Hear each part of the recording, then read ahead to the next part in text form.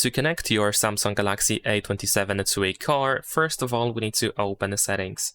Once you open settings, then in here you want to proceed to connected devices, and then we need to find the Android Auto app. So we can go over here, then you want to tap on connect a vehicle, and you will find your first instruction. You can just simply connect your phone to your car with a USB cable.